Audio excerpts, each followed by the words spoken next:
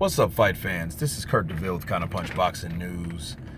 And I got a new topic for you concerning Errol Spence. Errol Spence is eagerly to fight someone with some type of name recognition, apparently. After his destruction of Lamont Peterson, his teammate, really. He calls out Canelo Alvarez and a fight that he is willing to go to 160, no catch weight, at a full 160-pound showdown with the cash cow of Golden Boy Promotions. Canelo sold Canelo Alvarez. And, Canelo Alvarez has already stated, oh, well, I'm just too big for Errol Spence. I don't think that's really valid. I think that that response from Canelo is rather, blowing Errol Spence off, because, when he was at 155, when he made his own weight class, about a year and a half ago, he was in that weight class for a good hot minute. He made Amir Khan come from 147 to 155. Now you got a guy that wants to come up to 160 where you're at right now. Now you're saying you're too big. You didn't say that Amir Khan was too big. It's just something that you totally avoid. I scratch my head on that, because I'm like, okay, you gave one guy an opportunity, but now you won't give another guy opportunity. But besides that, there's other fights out there that could be made, obviously. But we're talking about this particular fight. It would be a good fight. I think the fight is prematurely talked about, but that's what Errol Spence wants. Errol Spence wants either Keith Thurman. He wants a really big name. And the only reason that I could come up with, I'm noticing the trend of guys that they do the same stuff. Keith Thurman did it. Floyd Mayweather did it. Gennady Golovkin even did it. And I'm going to explain all these examples.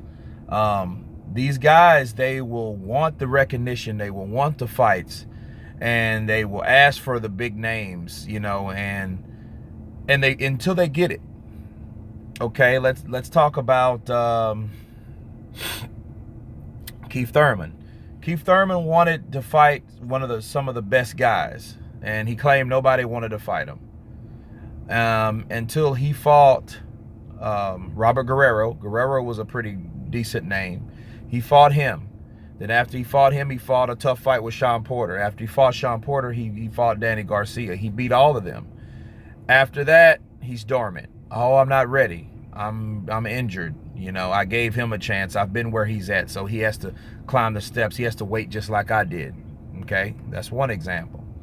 Second example is Floyd Mayweather. Floyd wanted the top fights, when Floyd was pretty boy, when he was at a lower weight class, when he was at 120, was at 130, he wanted, or 135, he wanted Oscar De La Hoya.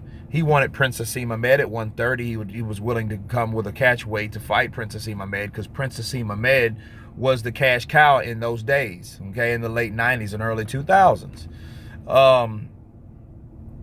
What else? Gennady Golovkin even. Gennady Golovkin wanted all the top guys. He had a guy, he was another avoided fighter.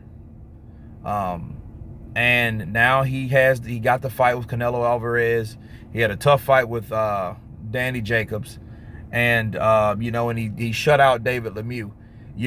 And then now guys like Charlo is trying to get a fight with him, Jamal Charlo. Now, his coach is speaking for him, saying, hey, no, you got to wait your turn. There's levels to this. So all of these guys, you look at it, they're all doing the same thing. They're just following the same tread. So if Spence does get a fight with Canelo and happens to beat Canelo, right, which I don't know if he can or not, that would be a very good fight, because that's Canelo and Keith and Errol Spence. My thing would be, would he follow the same trend? I have nothing against Errol Spence wanting to fight the best, but the problem is, I explained that in another video. You got another challenger and another player coming to the game, coming to the welterweight division by the name of Terrence Crawford. And he's set to fight Jeff Horn, okay? Well, no one's trying to knock down the door to fight him knowing that he's already there. No one's trying to welcome this particular undisputed, ex-undisputed champion of the world to that division. So that tells you, you know, that signs that maybe if Errol Spence got a big fight with someone, he's just going to do exactly what Mayweather did, Triple G did, Keith Thurman did, and he's gonna keep the tradition of, hey, no, I'm where I'm at now. I don't need to fight anyone that could jeopardize where I'm at, you know, because it's all about keeping a certain status and avoiding certain fights to keep that status. And that's what I'm seeing in the welterweight, well, all over the divisions, you know, this trend. So, you know, if Jermall Charlo would have fought, if Golovkin gave Jermall Charlo a shot, that would be what it's supposed to be. But mind you, if Golovkin, you look at it, if Golovkin beats Canelo Alvarez, okay, for the WBC, I believe he's the mandatory, Jermall Charlo is. So if they duck Charlo, it would be more of the same stuff. And in essence, this is what we look at. But the fight at hand, I see a classic fight. You know, I see a Roberto Duran versus a Marvelous Hagler kind of fight, because Errol Spence kind of reminds you of a Marvelous Marvin Hagler. He's a big guy. He's a heavy-handed guy. He loves to work the body. You know, he has a very balanced punch, but he has a simple attack, okay? You know, he's a straightforward come fighter. And you can tell he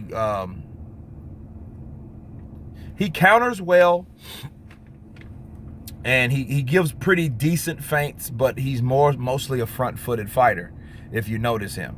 You know, but like he's a cross between Marvelous Hagler and Felix Trinidad, because Felix Trinidad's thing is Trinidad can't fight going backwards. That was his thing. Errol Spence can to a certain extent, but not too much. But what I learned in the Brook fight, that Errol Spence had problems with a guy that moved like that. And I noticed in the preliminaries, in the press conferences, when they were at each other's face, when they were face to face and they were talking at each other, Errol Spence did make a comment, and he said, "Don't run. When I come to you, don't run." And I knew what that meant. That really, a light bulb went off to me. I'm like, well, why would you say that? Like, hold up. Why would you tell a fighter don't run? That tells me that you had a problem with guys that move. And Kell Brook did move, but he didn't move like he probably should have, especially in later rounds. And Kell Brook was, you know, he's a good counterpuncher. So each time Errol Spence threw that jab, Kell Brook countered over that jab a lot of those times. So those exchanges were pretty equal, you know. So yeah, I don't, but Canelo Alvarez won't move. He's not a mover. And so you got a guy that doesn't like to move versus another guy that comes forward. It's kind of like Triple G and Canelo in a sense. But I think Errol Spence will be ripping shots to the body. It's just more of his his attack and his demeanor.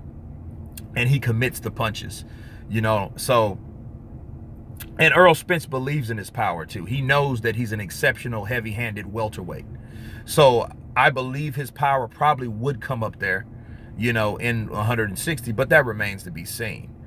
But it would be a classic fight if it ever happens. I see it happen in the next couple years, but that's a lot of ifs. A lot of ifs have to happen before these guys get into the ring. You know, it's great for speculation right now because that's all it is. But you guys tell me what you think about it.